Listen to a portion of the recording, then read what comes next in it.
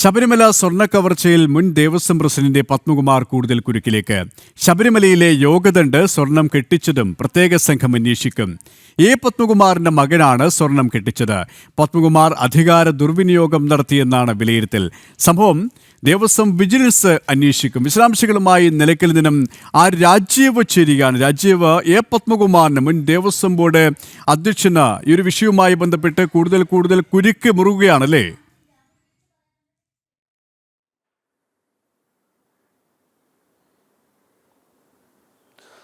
സുരേഷ്, ഓരോ ദിവസവും പത്മകുമാറിന് കുരുക്ക് മുറുകുന്നു എന്ന കാര്യത്തിൽ സംശയമില്ല. കാരണം പത്മകുമാറിന്റെ കാലത്താണ് ഈ പറയുന്ന ക്രമക്കേടുകളെല്ലാം ശബരിമല കേന്ദ്രീകരിച്ചുകൊണ്ട് നടന്നത്. 2019 മാർച്ച് മുതൽ ഇങ്ങോട്ടാണ് സ്വർണ്ണപ്പാളികൾ കൊണ്ടുപോയതും കട്ടിളപ്പാളികൾ കൊണ്ടുപോയതുമായ സംഭവങ്ങളെല്ലാം നടന്നത്. ആ സമയത്തെല്ലാം പത്മകുമാറായിരുന്നു ദേവസ്വം ബോർഡ് പ്രസിഡന്റ്. താൻ ഒന്നും അറിഞ്ഞില്ല എന്നായിരുന്നു ഇതുവരെ പത്മകുമാർ വാദിച്ചുകൊണ്ടിരുന്നെങ്കിൽ ആ വാദം പൊളിക്കുന്ന നിരവധി രേഖകളാണ് ജനം TV ഇതിനകം തന്നെ പുറത്തുവിട്ടത്. മാത്രമല്ല, പത്മകുമാർ ഉൾപ്പെടെയുള്ളവരെ നിലവിൽ പ്രത്യേക അന്വേഷണ സംഘം പ്രതികളാക്കി കഴിഞ്ഞിരിക്കുന്നു. കട്ടിളപ്പാളികൾ കടത്തിക്കൊണ്ടുപോയ സംഭവത്തിലാണ് പത്മകുമാർ ഉൾപ്പെടെയുള്ള ദേവസ്വം ബോർഡ് അംഗങ്ങൾ കൂടി പ്രതികളായിരിക്കുന്നത്. ആ ഒരു സാഹചര്യത്തിൽ ഈ വിഷയം കൂടുതൽ സജീവ ചർച്ചയാവുകയാണ്. ഏതായാലും അന്ന് രുദ്രാക്ഷമാലയും അതുപോലെ തന്നെ അയ്യപ്പന്റെ യോഗദണ്ഡും സ്വർണം കെട്ടിച്ചതുമായി ബന്ധപ്പെട്ട വിവാദങ്ങൾ ഉയർന്നപ്പോൾ അതിൽ അദ്ദേഹം പറഞ്ഞ മറുപടി എന്ന് പറയുന്നത്, ശബരിമല എക്സിക്യൂട്ടീവ് ഓഫീസർ തന്നോട് പറഞ്ഞു ഇതിന് ചില അറ്റകുറ്റപ്പണികൾ വേണ്ടിവരും എന്ന് പറഞ്ഞപ്പോൾ താൻ സ്വന്തം നിലയ്ക്ക് തീരുമാനമെടുത്തു എന്നാണ് മാധ്യമങ്ങളോട് ഉൾപ്പെടെ പത്മകുമാർ വ്യക്തമാക്കിയിരിക്കുന്നത്.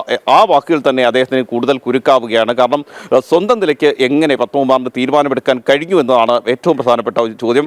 ഈ സ്വന്തം നിലയ്ക്കുള്ള തീരുമാനങ്ങൾ അത് ഉദ്യോഗസ്ഥരുടേതായാലും ബോർഡിൻ്റെതായാലും അത്തരം തീരുമാനങ്ങൾ തന്നെയാണ് ഉണ്ണികൃഷ്ണൻ പോറ്റി എന്ന് പറയുന്ന വ്യക്തിയെ, സ്വകാര്യ വ്യക്തിയെ ശബരിമലയിലേക്ക് എത്തിച്ചതും അവിടെ നിന്ന് കട്ടിളപ്പാടികളും അതുപോലെ തന്നെ സ്വർണ്ണപ്പാളികളും ഒക്കെ യഥേഷ്ടം കൊണ്ടുപോയി സ്വർണം കവരാനുള്ള അവസരം ഒരുക്കി നൽകിയതും അതേ കുറ്റം തന്നെയാണ് നിലവിൽ പത്മകുമാറും ചെയ്തിരിക്കുന്നത്. കാരണം പത്മകുമാർ സ്വന്തം നിലയ്ക്ക് തീരുമാനമെടുക്കുന്നു, തൻ്റെ മകനെ കൊണ്ട് ഈ യോഗദണ്ഡിൽ സ്വർണം കെട്ടിക്കുകയാണ്. അതായത് അധികാര ദുർവിനിയോഗം തന്നെയാണ് പത്മകുമാർ നടത്തിയിരിക്കുന്നത്. മറ്റാർക്കെങ്കിലും ഇതിന് താല്പര്യമുണ്ടോ എന്ന് ഒരു അന്വേഷണം നടത്താതെ അല്ലെങ്കിൽ ആ രീതിയിലുള്ള നടപടിക്രമങ്ങൾ പാലിക്കാതെയാണ് നിലവിൽ പത്മകുമാർ സ്വന്തമായി തീരുമാനമെടുക്കുന്നു. തൻ്റെ മകനെ കൊണ്ട് അതിൽ സ്വർണം കെട്ടിക്കാനുള്ള തീരുമാനത്തിലേക്ക് എത്തുന്നു. ശബരിമലയെ സംബന്ധിച്ചിടത്തോളം ഏറ്റവും പവിത്രമായി കാണുന്ന ഒന്നാണ് യോഗദണ്ഡും രുദ്രാക്ഷമാലയും. അതിലാണ് പത്മകുമാർ സ്വന്തം നിലയ്ക്ക് തീരുമാനമെടുക്കുകയും ബോർഡിനെ കൊണ്ട് ഒരു ഉത്തരവ് പുറത്തിറക്കുകയും ചെയ്തത്. നമ്മളിതിൽ ശ്രദ്ധിക്കേണ്ട ഏറ്റവും പ്രധാനപ്പെട്ട ഒരു കാര്യമെന്ന് പറയുന്നത്, നിലവിലിപ്പോൾ അന്വേഷണ സംഘം പ്രതിസ്ഥാനത്ത് നിർത്തുന്ന സുധീഷ് ആണ് ആ സമയത്ത് ഈ ഉത്തരവിൽ ഒപ്പുവെക്കുന്നത്. അതുപോലെ തന്നെ അന്നത്തെ സെക്രട്ടറി ജയശ്രീയാണ്. ഇവർ രണ്ടുപേരും ഗുരുതരമായ ചട്ടലംഘനങ്ങൾ നടത്തിയെന്ന്, അതായത് സ്വർണ്ണപ്പാളികളും കട്ടിളപ്പാളികളും കൊണ്ടുപോയതിൽ ഗുരുതരമായ ചട്ടലംഘനം നടത്തിയെന്ന നിലവിൽ ദേവസ്വം വിജിലൻസ് കണ്ടെത്തിയിട്ടുണ്ട്. പ്രത്യേക അന്വേഷണ സംഘവും ആ രീതിയിലാണ് മുന്നോട്ട് പോകുന്നത്. അവർ രണ്ടുപേരുമാണ് ഈ രീതിയിൽ രുദ്രാക്ഷമാലയും അതുപോലെ തന്നെ യോഗദണ്ഡും സ്വർണം കെട്ടിക്കുന്നതിനുള്ള എല്ലാ അനുമതികളും നിലവിൽ ദേവസ്വം ബോർഡ് പ്രസിഡന്റായിരുന്ന പത്മകുമാറിന് നൽകിയത്. ദേവസ്വം ബോർഡ് പ്രസിഡന്റ് എന്ന രീതിയിൽ പത്മകുമാർ ആവശ്യപ്പെട്ട അനുസരിച്ചാണ് ഇവർ ഇതെല്ലാം ചെയ്തു നൽകിയത്. അതായത് ഈ രുദ്രാക്ഷമാലയും അതുപോലെ തന്നെ യോഗദണ്ഡം സ്വർണം കെട്ടിച്ചതിന് ശേഷമാണ് ഉണ്ണികൃഷ്ണൻ പോറ്റി എത്തുന്നത്. കട്ടിളപ്പാളികൾ കൊണ്ടുപോകുന്നതിന് വേണ്ടി ഉണ്ണികൃഷ്ണൻ പോറ്റി ഈ 2019 മാർച്ചിൽ തന്നെയാണ് എത്തുന്നത്. 2019 മാർച്ച് 16 ഈ രുദ്രാക്ഷമാലയിലും അതുപോലെ തന്നെ യോഗദണ്ഡിലും സ്വർണം കെട്ടുന്നത്.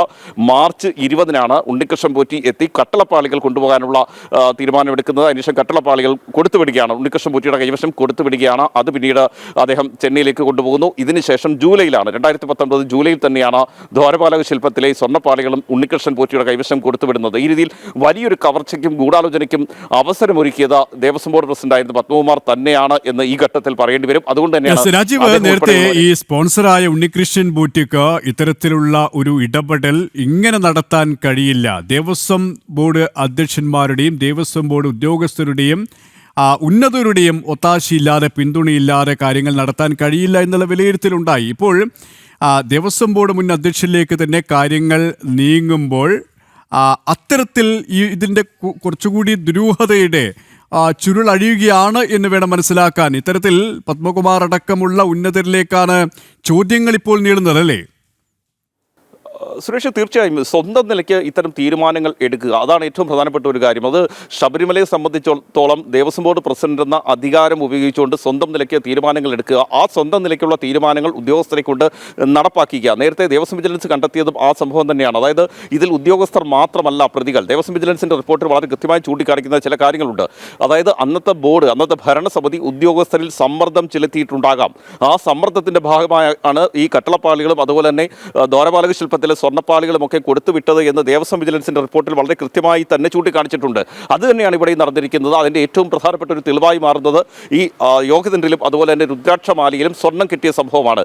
സ്വന്തം മകനെ കൊണ്ട് രുദ്രാക്ഷമാലയിലും അതുപോലെ തന്നെ യോഗതണ്ടിലും സ്വർണം കിട്ടുമ്പോൾ തൻ്റെ വഴിപാടാണ് അല്ലെങ്കിൽ താൻ അതിനുവേണ്ടിയാണ് ചെയ്തതെന്നൊക്കെ പറയുമ്പോൾ ഒരു കാരണവശാലും ഇത് അംഗീകരിക്കാൻ കഴിയില്ല എന്നാണ് അന്വേഷണ സംഘം പറയുന്നത്. കാരണം അങ്ങനെ ഒരു സ്വന്തം നിലയ്ക്ക് അത്തരമൊരു തീരുമാനമെടുക്കാൻ കഴിയില്ല. കാരണം അദ്ദേഹം ദേവസ്വം ബോർഡ് പ്രസിഡന്റാണ് എന്ന പദവി ഉപയോഗിച്ചുകൊണ്ട് തീരുമാനങ്ങൾ എടുക്കുന്നു, അത് ഉദ്യോഗസ്ഥരെ കൊണ്ട് ചെയ്യിക്കുന്നു. അതാണ് ഇവിടെ നടന്നിരിക്കുന്നത്. അതുകൊണ്ട് തന്നെയാണ് ഈ വിഷയത്തിൽ പ്രത്യേക അന്വേഷണ സംഘം വളരെ വിശദമായൊരു അന്വേഷണത്തിലേക്ക് പോകുന്നത്. മാത്രമല്ല ദേവസ്വം വിജിലൻസും ഇതുമായി ബന്ധപ്പെട്ട് അന്വേഷണം നടത്തിയിട്ടുണ്ട്. നമ്മൾ ദേവസ്വം വിജിലൻസിലെയും അതുപോലെ തന്നെ ചില ഉന്നത ഉദ്യോഗസ്ഥരുമായി സംസാരിക്കുമ്പോൾ ഉണ്ണികൃഷ്ണൻ പോറ്റി എന്താണോ ശബരിമലയിൽ ചെയ്തിരിക്കുന്നത് അത് തന്നെയാണ് ദേവസ്വം ബോർഡ് പ്രസിഡന്റായിരുന്ന കാലയളവിൽ പത്മകുമാറും ചെയ്തിരിക്കുന്നത്. വളരെ കൃത്യമായ അധികാര ദുർവിനിയോഗം അദ്ദേഹം നടത്തിയിരിക്കുന്നു, ചട്ടലംഘനം നടത്തിയിരിക്കുന്നു എന്നാണ് ഏറ്റവും പ്രധാനപ്പെട്ട ഒരു കാര്യം. അതുകൊണ്ട് തന്നെയാണ് ഈ വിഷയത്തിൽ അന്വേഷണം നടക്കുന്നത്. മാത്രമല്ല നേരത്തെ പറഞ്ഞതുപോലെ തന്നെ ഉണ്ണികൃഷ്ണൻ പോറ്റി എന്ന് പറയുന്ന വ്യക്തി ശബരിമലയിലേക്ക് എത്തുകയും ആ സ്വകാര്യ വ്യക്തിയുടെ കൈവശം ഇത്രയും വിലയേറിയ സ്വർണ്ണപ്പാളികൾ കൊടുത്തുവിടുകയും ചെയ്തതിലുള്ള ദുരൂഹത അത് ചില ഉദ്യോഗസ്ഥർ മാത്രം വിചാരിച്ചാൽ നടക്കുമോ?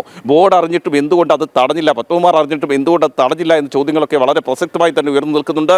ഏതായാലും ശബരിമല യുവതീ പ്രവേശന വിഷയത്തിലെ സർക്കാർ നടപടികൾ പോലീസിനെ ഉപയോഗിച്ച് വിശ്വാസികളെ അവിടേക്ക് പ്രവേശിക്കാനുള്ള അനുവാദം നൽകാതിരിക്കുന്ന അത്തരത്തിലുള്ള കടുത്ത നടപടികൾ സ്വീകരിച്ച കാര്യമൊക്കെ നമ്മൾ നേരത്തെ ചർച്ച ചെയ്തതാണ്. ഏതായാലും ശബരിമല യുവതീ പ്രവേശനത്തെ മറയാക്കിക്കൊണ്ട് ശബരിമലയിൽ വലിയ രീതിയിലുള്ള ഒരു ഗൂഢാലോചന നടത്തിയിരിക്കുന്നു, വലിയ രീതിയിലുള്ള സ്വർണ്ണക്കവർച്ച നടത്തിയിരിക്കുന്നു എന്നതാണ് ഏറ്റവും പ്രധാനപ്പെട്ട ഒരു കാര്യം. ഒരുപക്ഷെ ഇനിയും കൂടുതൽ പുറത്ത് തെളിവുകൾ വരാനുണ്ട്. അത്തരം തെളിവുകൾ വരികയാണെങ്കിൽ പത്മകുമാർ കൂടുതൽ കുരുക്കിലേക്ക് പോകുമെന്ന കാര്യത്തിൽ ഒരു സംശയവുമില്ല. നിലവിലിപ്പോൾ ഏതായാലും ഈ അന്വേഷണത്തിലേക്ക് പോവുകയാണ് പ്രത്യേക അന്വേഷണ സംഘം. അതിൽ യോഗദണ്ഡും രുദ്രാക്ഷമാലയും സ്വർണ്ണം കിട്ടിയ സംഭവം കൂടി വളരെ വിശദമായി തന്നെ അന്വേഷിക്കാനാണ് പ്രത്യേക അന്വേഷണ സംഘത്തിൻ്റെയും അതുപോലെ തന്നെ ദേവസ്വം വിജിലൻസിൻ്റെയും തീരുമാനം.